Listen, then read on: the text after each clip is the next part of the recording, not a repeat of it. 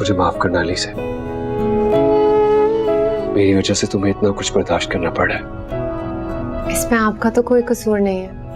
आप अपने आप को इल्जाम क्यों दे रहे हैं? मुझे आपसे कोई शिकायत नहीं है।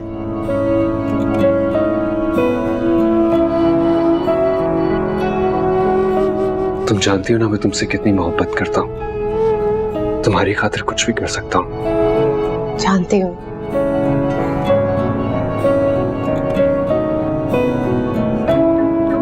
तुमसे वादा करता हूं, मैं तुम्हें इस घर में तुम्हारा मकाम दिला कर ही रहूंगा। बाबा से बात की है मैंने, उन्होंने मेरी बात माननी पड़ेगी। तुम इस घर में अकेली नहीं हो अलीसे, मैं हूं तुम्हारे साथ। अगर आप मेरे साथ हैं तो फिर मुझे कोई परेशानी नहीं है। मुझे आप पर पूरा भरोसा है। दिल की बातें रह गई दिल में, इन्हें वापस रखने की जरूरत नहीं है। जी? ये किताबें मैं तुम्हारे लिए लेकर आया था, एग्जाम्स होने वाले ना तुम्हारे। अब तो जिंदगी एक एग्जाम बन गई है और सारे सवाल आउट ऑफ कोर्स आ रहे हैं। वैसे इन किताबों का कोई फायदा नहीं है, इनमें कुछ भी प्रैक्टिकल नहीं होता। जिंदगी का एग्जाम कोर्स बुक से नहीं आता है, बल्कि उसे समझ और अकल से सॉल्व करना पड़ता है। लेकिन फिर भी स्टडीज तो इंपॉर्टेंट है और तुम्हारे पास वक्त भी है।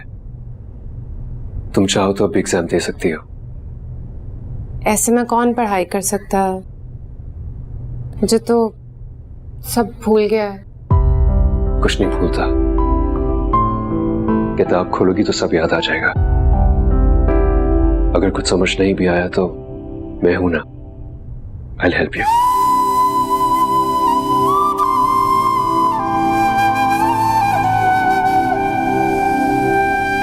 ये तुम्हारे घर से फोन आ रहा है।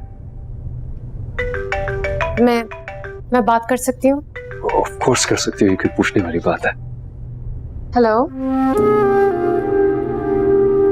हाँ बेटा। अम्मी, अम्मी आप कैसी हैं? बस तुम्हारी आवाज सुन ली तो समझो जिंदा हो गई। अली से बेटा तुम कैसी? तुमने एक बार भी मुझे फोन नहीं की। बेटा मैं तो मिलने नहीं आ सकती, तुम ही आ जाती। अली से बेटा मुझे बताओ इन लोगों का रवैया कैसा है तुम्हारे साथ? मैं बहुत परेशान हूँ तुम्हारे लिए। अम्मी मैं बिल्कुल ठीक हूँ, आप मेरी फिक्र बिल्कुल मत करें।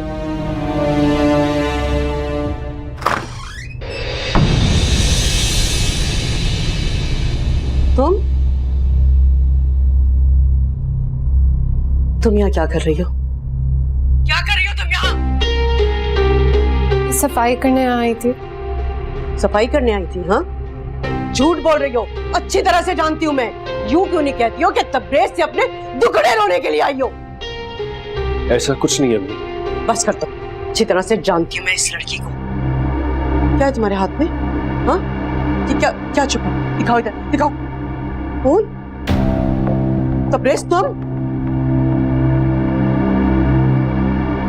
फोन पे बात कर रही थी? हाँ, दफा हो जाओ मेरी नजरों के सामने से।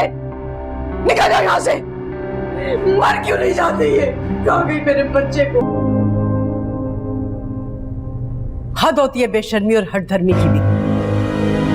जब मैंने तुम्हें मना किया था कि तबरेज के कमरे में नहीं जाना, तो क्यों गई थी वहां? मेरी बात कान खोल कर सुन लो। इस घर में सिर्फ मेरी मर्जी और मेरा हुक्म चलता है।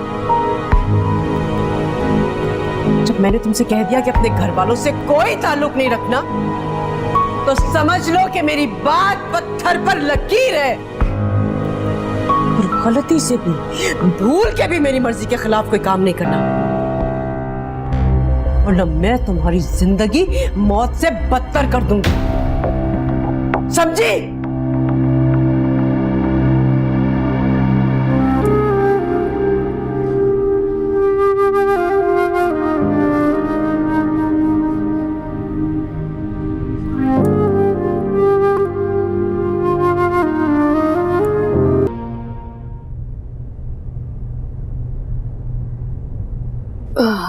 लो बेटा। शुक्रिया। बेटा, इस घर के सब लोग एक ही जैसे हैं। रहम नाम की कोई चीज नहीं है इन लोगों के अंदर, लेकिन तबरेज बाबा इन सब से अलग है। और मतलब के बगैर तो ये लोग एक कदम भी आगे नहीं बढ़ाते। मेरी वजह से आपको भी तकलीफ उठानी पड़ रही है। अरे नहीं नहीं, मैं तो इस माहौल की आदी हो चुकी हूँ। और फिर इस उम्र में सर्दी और गर्मी से क्या फर्क पड़ता है, लेकिन मुझे तुम पर रहम आता है। पता नहीं तुम्हारे बाप ने क्या सोचकर तुम्हें इस जहन्नुम में फेंक दिया। कभी कभार सब जानते बूझते हुए भी हालात के आगे घुटने टेकने पड़ते हैं। अच्छा, थोड़ी देर के बाद मैं जाकर ना मेन स्विच ऑन कर दूंगी, ठीक है? फिर तुम आराम से सो जाना। दिन भर काम करती रहती हो, रात को अगर नहीं सोओगी तो बीमार पड़ जाओगी। एक बात पूछ सकती हूँ आपसे? हाँ हाँ, पूछो। अगर ये लोग इतने मतलबी हैं तो रानिया का इतना ख्याल कैसे रखते हैं? मैंने देखा है इस घर में सबको ही उसकी फिक्र होती है। बेटा, रानिया उम्मीद से है और इसमें भी इन लोगों का मतलब है। रानिया बिटिया के बचपन में ही माँ बाप का इंतकाल हो गया था। रानिया को मैंने ही पाला है और फिर इन लोगों ने दौलत की लालच में उसकी मिल्कियत हथियाने के लिए शाहमीर से शादी कर दी। और अब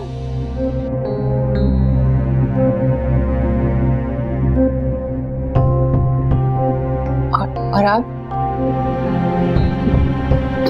कुछ नहीं, खाम खा तुम अपना दिल क्यों खराब करो? सुन के वक्त आने पर तुम्हें सब कुछ पता चल जाएगा।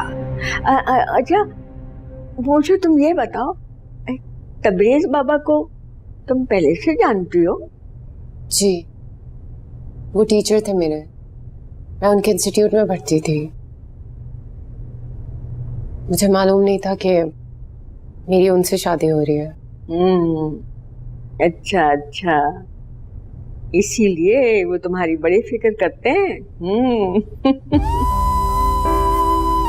कुछ नहीं भूलता, किताब खोलोगी तो सब याद आ जाएगा। अगर कुछ समझ नहीं भी आया तो मैं हूं ना, I'll help you। इस बात की इस घर में किसी को खबर नहीं है, किसी को मत बताना ना। तो तुम्हें पता ही है बेगम साहिबा का हर वक्त तुम्हें ताने देती रहती है, फिर एक और इल्जाम तुम पर जड़ देंगी। समझ गई ना तुम? आय हाय, मैं भी अब किन बातों में लग गई। मैं भी अब थक गई हूँ। बेटा, थोड़ी देर में लेट जाती हूँ, फिर उसके बाद जाके मैं स्विच ऑन कर दूंगी। सही है? अली से पहले से उस लड़के? तबरेज, आप नाश्ता नहीं करेंगे? नहीं, दिल नहीं कर रहा। अम्मी कहती हैं कि भूखे पेट घर से नहीं निकलना चाहिए, दिन बुरा गुजरता है। अगर दिल में ही नदामत और बेचैनी हो तो दिन अच्छा नहीं गुजरता।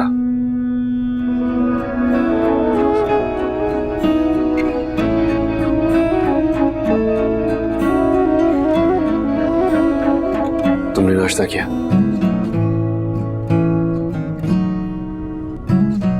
नहीं।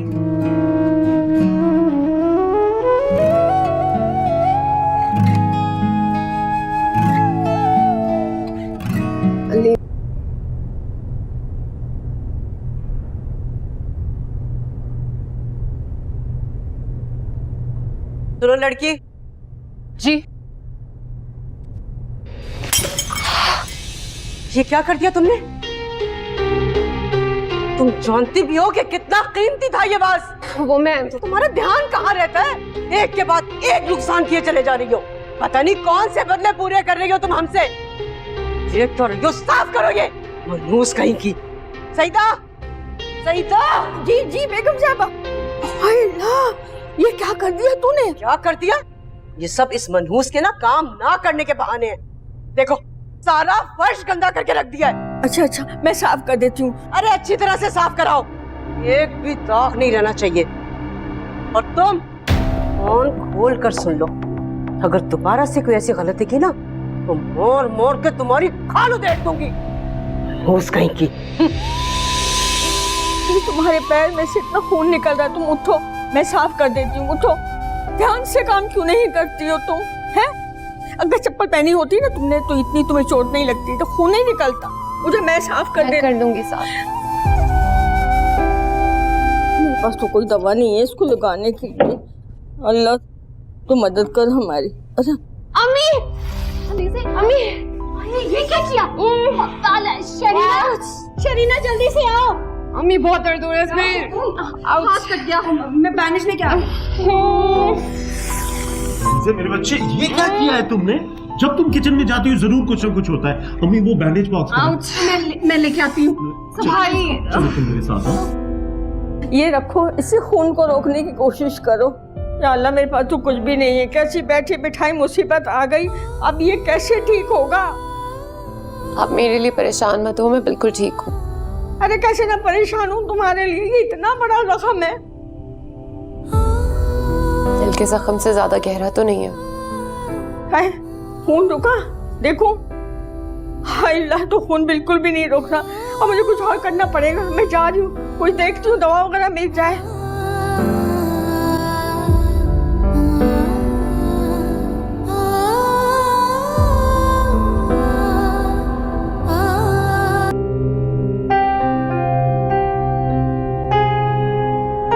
एलिज़े, क्या हुआ? सीधा बताई थी कि तुम्हें चोट लगी है। प्लीज मुझे दिखाओ, मैं बैंडेज कर देता हूँ। छोटा सा जख्म है, खुद ही ठीक हो जाएगा। जख्म कोई भी छोटा नहीं होता, खासतौर पे पाँव का। मुझे दिखाओ, मैं बैंडेज कर देता हूँ। आपकी फिक्र का बहुत शुक्रिया, लेकिन मुझे इसकी जरूरत नहीं है। क्यों जरूरत नहीं है? तुम जानती हो ना कि जो कुछ भी हो रहा है उसमें मेरा कोई कसूर नहीं है। हाँ, कसूर तो सिर्फ मेरा है। मैंने आपसे कहा ना मैं ठीक हूँ, आप प्लीज यहाँ से चले जाएं। मैं नहीं जाऊंगा जब तक मुझे अपने पाँव नहीं दिखाती। लो मुझे बैंडेज कर दे दो। आप मेरी बात समझ क्यों नहीं रहे? अगर इस घर में किसी को भी पता चल गया तो सबको मुझे जलील करने का एक और मौका मिल जाएगा। प्लीज चले जाएं यहाँ से।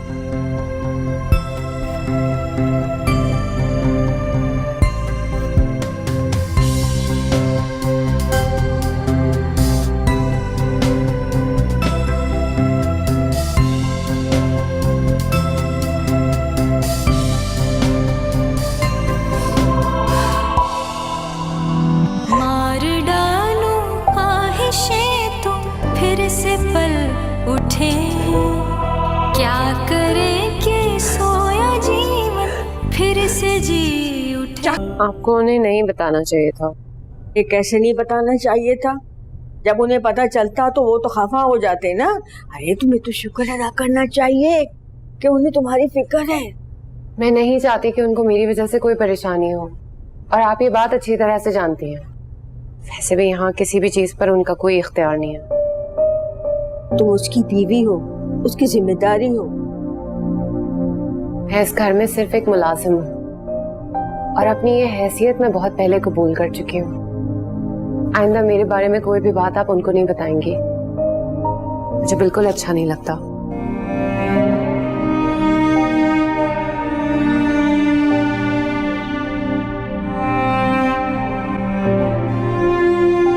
आप मेरी बात समझ क्यों नहीं रहे? अगर इस घर में किसी को भी पता चल गया तो सबको मुझे जलील करने का एक और मौका मिल जाएगा। प्लीज चले जाएं यहाँ से। ये इनकम टैक्स के चक्कर ने मेरा दिमाग खराब कर दिया है। सर आपको पहले टेंशन होने दी। गुफ्ता कहाँ है? वो रानिया के साथ हॉस्पिटल गई हैं। सईदा से कहो चाय बना के लाए। वो भी उनके साथ गई हैं, मैं बना देती हूँ चाय।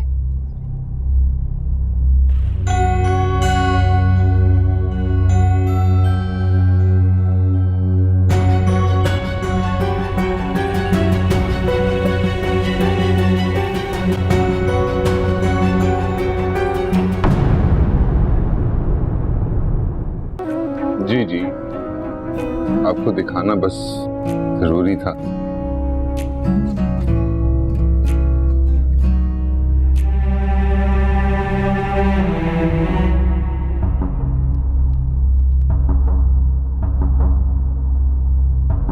मेरी चाय में शुगर मत डाल।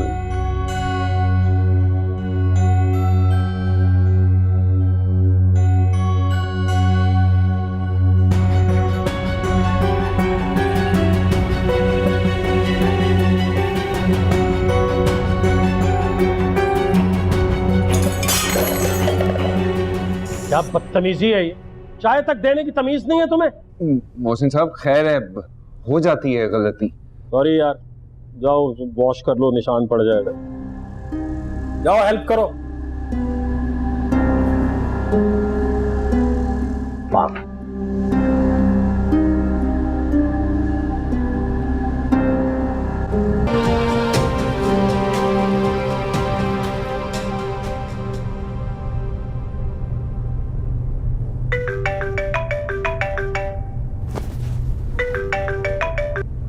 हाँ बोलो। अच्छा, इसका भी हल निकाल लूंगा। हाँ ठीक है।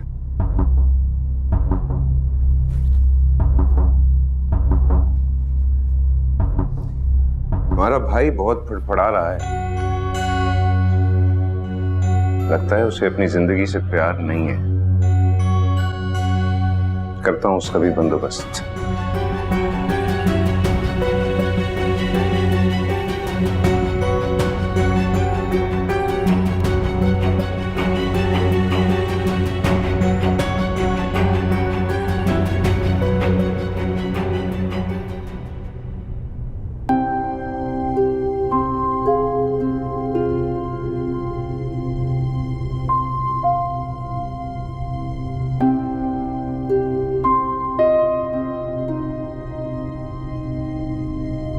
हाँ भाई लो,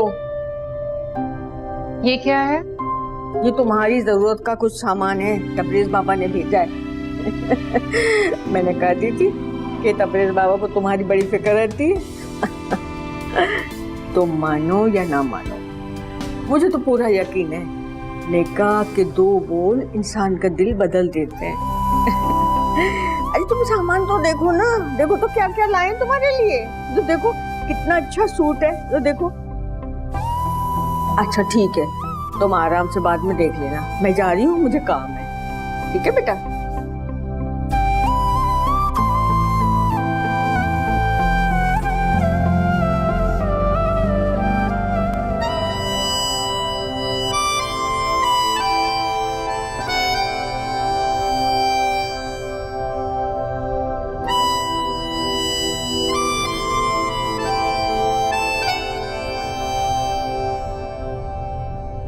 thank you so much Rahil भाई, बहुत खूबसूरत है। मैं आपको बता नहीं सकती मुझे कितनी खुशी हो रही है।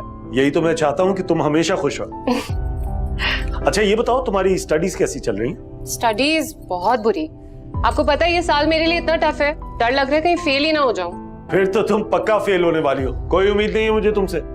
राहिल भाई, बजाय इसके कि आप मुझे मोटिवेट करें, आप मुझे और डरा रहे हैं। इंसान जब ऐसी बातें सोचता है ना, मनफी किस्म की, तो इसका मतलब ये होता है कि उसके अंदर कहीं ना कहीं ये यकीन मौजूद है। और तुम फेल क्यों होगी भाई? हर वक्त तो तुम पढ़ती रहती हो, पढ़ाई पे तुमने पूरी तवज्जो दी है, तो मुझे नहीं लगता कि तुम फेल होने वाली। तुम्हें हमेशा पॉजिटिव होकर सोचना है। ऐसा हो ही नहीं सकता कि आपकी जिंदगी में कभी कोई मुश्किलात ही ना आए। मुश्किल आ भी जाए तो हमेशा सब्र करना चाहिए। कभी कभार बुरा वक्त चला जाता है और कभी अल्लाह मियां आपके सब्र के बदले आपको बहुत अच्छी चीज दे देता है। इसलिए बुरा वक्त हमेशा आपके साथ नहीं रहता, कुछ समझी? पूरे ग्रेड्स हमेशा रहते हैं।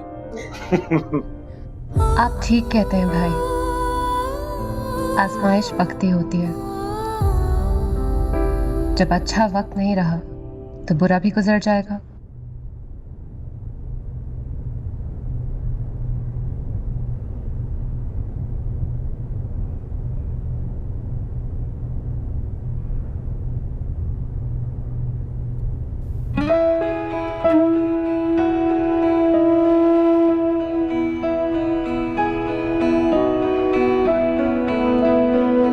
रुको, मैं कर देता हूँ।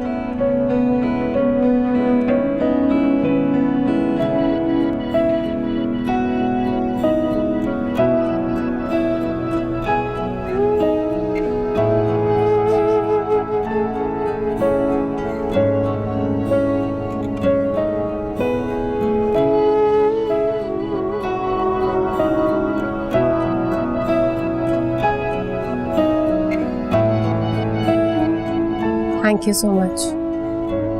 इसमें थैंक यू की क्या बात है? एहसान थोड़ी है, हक है तुम्हारा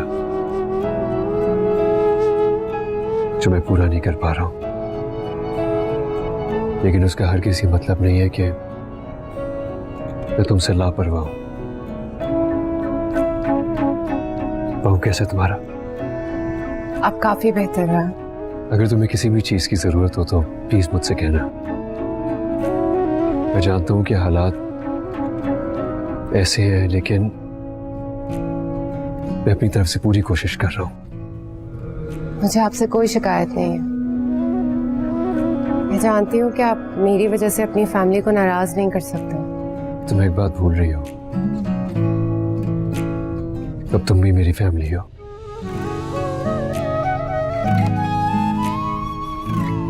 शायद भूल जाने से ही जिंदगी आसान हो जाएगी। काश ये सब इतना आसान होता।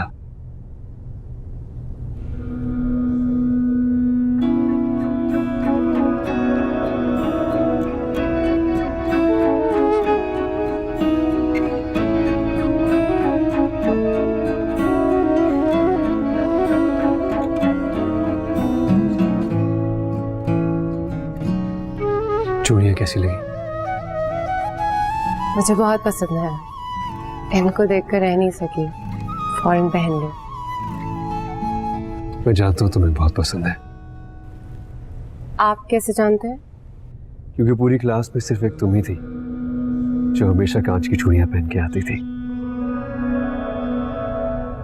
वो मैं इसकी आवाज से डिस्ट्रैक्ट होता था ना, इसलिए। और आप? दिल की बातें रह गई दिल में, चुप ने आग लगाई। ऐसा पल भी आ नहीं पाया, देता इश्क दुहाई।